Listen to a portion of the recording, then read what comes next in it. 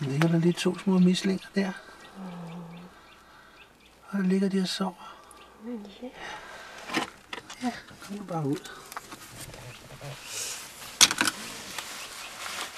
Okay, ja, så vågner vi lige.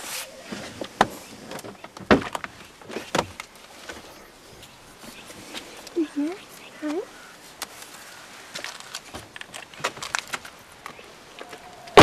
Hej, Fusen. Hej. Det. De væser af dig. Ja, det gør det der. Ja, de væser dig. Ja, hvad er det? Okay.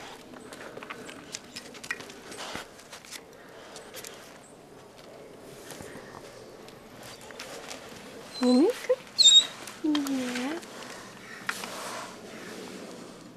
De kan ikke lide dig endnu. Nej, det kan de ikke. Skal vi gå ind på dem? Ja. Mummi, til stille. Dæk. Mislinger. Vi skal lære at leve med dem, ikke også? Ja, vi skal. Sidder med en lille dum hund. Den der kan ikke lide det, hva'? Se, den ryster.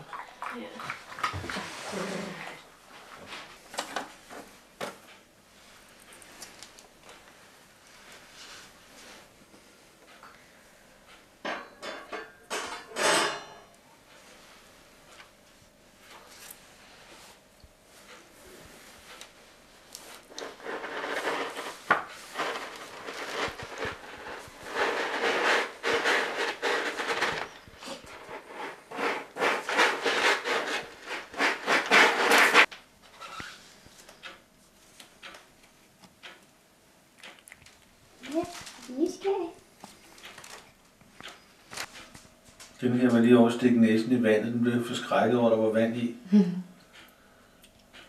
Hvad er det så farligt, hva'?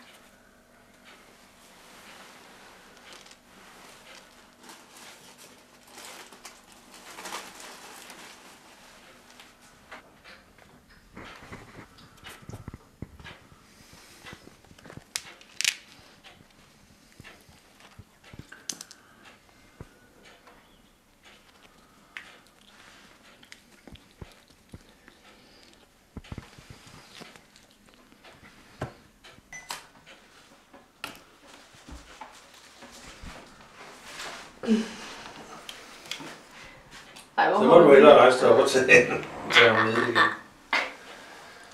Frække kat. Jeg var bare en trappe, eller hvad? Ja. Hvad sker der herinde? Du kan bedre se det herovre fra. Nå.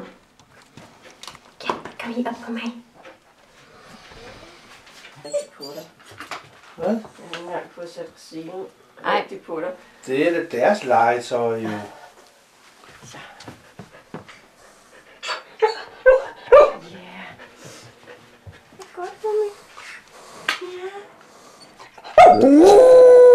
Så tag det roligt. Bumi.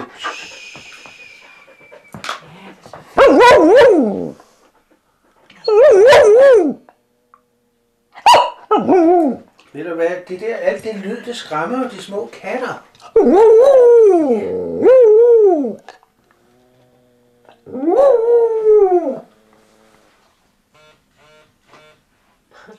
Smid det kamera. Det er uddannelsen, og nu er prisen er derinde, så er det fordi, at det var sådan en job. Hvad kan konsekvensen blive af det her på sådan lidt længere sigt? Jamen altså, vi har lavet det her svært. Nej, kom nu. Job er typisk til en lavere løn. Så det kommer altså til at gøre ondt, både for dem selv, men også for samfundet. Fordi det er jo de her unge, vi skal leve af de næste mange år. Hvordan løser man så den? Du må da ikke vælte den lille kat. Løsningen for det her, det er, at det der med at give folk en uddannelse, det skal vi være lidt bedre til. Altså både den foregående og den nuværende regering har haft en målsætning om, at 95% af en årgang skal have en ungdomsuddannelse. Og der ligger vi altså dårligt stadigvæk. Det er sådan 20%, der ikke får en ungdomsuddannelse. Så der er altså ligesom en restgruppe her, vi skal have fat i. Og vores tal viser, at kigger man over et livsforløb, så de penge, en ufaglært bidrager med, det er kun 100.000 for et helt liv. Mens dem, der får en uddannelse, f.eks. tømrer og stikker. Nej, Vumsen. Og ikke trække tættet væk under den.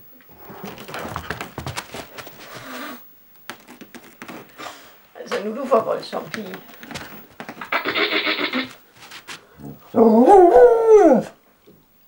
Ja, nu du får voldsom.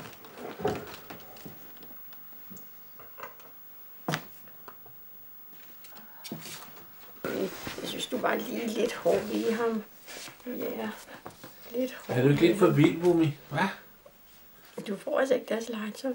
Nej, jeg ved godt, at du gerne vil lege. Men du får det ikke. Gør du ikke? Nej.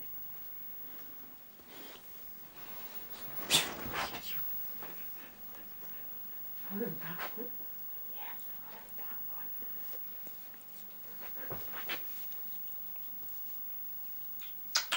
Bumi? Jeg vil det.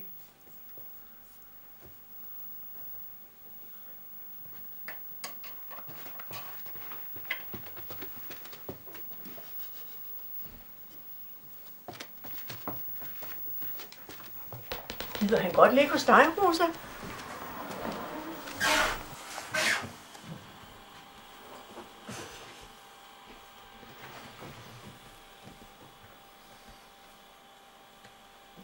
Vil du lige passe lektier herinde? Ja, jeg skulle lige have en studiekat. Et studiekat. Hvad har du vredet ham helt rundt? Det kan jeg da sige. Er det ikke maven, der ligger der? Jo, man er da selv vendt sig sådan.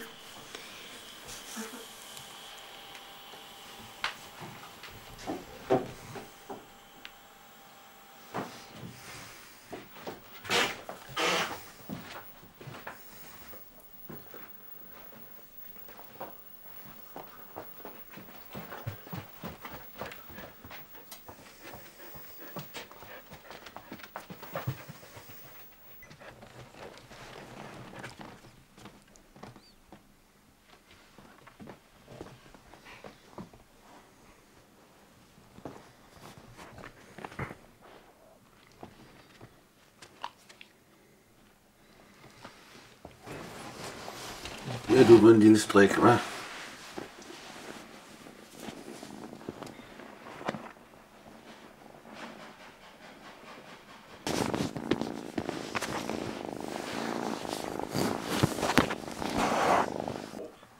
Og det er det, fordi det er en meget, meget effektiv måde at klassificere folk på. P1 Dokumentar fortæller i dag, at der faktisk ikke findes nedskrevne regler for brugen af benlås i kriminalforsorgen. Forbundets formand i Østerby ved, hvor længe personen må ligge i benlås. I Østerby ser gerne, at dens medlemmer, fængselsbetjentene, får klare regler om brugen af benlås. Men det skal ske således, at de regler, de bruger i kriminalforsorgen, bliver konkretiseret og nedskrevet. I Yemen efter mere end 30 år ved magten. I henhold til planen skal der nu dannes en national samlingsregering, efter der skal holdes valg.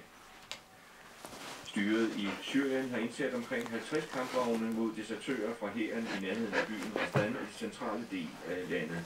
Med en udstrakt hånd til demonstranterne. Men Tantawi blev stærkt kritiseret for ikke at sige et ord om de mange demonstranter, som er døde, mens de var i politiet og hærens varetægt. Det officielle dødstal efter de seneste 6 dages uroligheder er nu 35. Politiet mener, at mordet er tegn på, at den mexicanske narkokrig for alvor rykker over grænsen til USA. Når en stor 18-hjulets lastbil drøner ind gennem et stille, velfriseret forstadskvarter, skaber det opmærksomhed.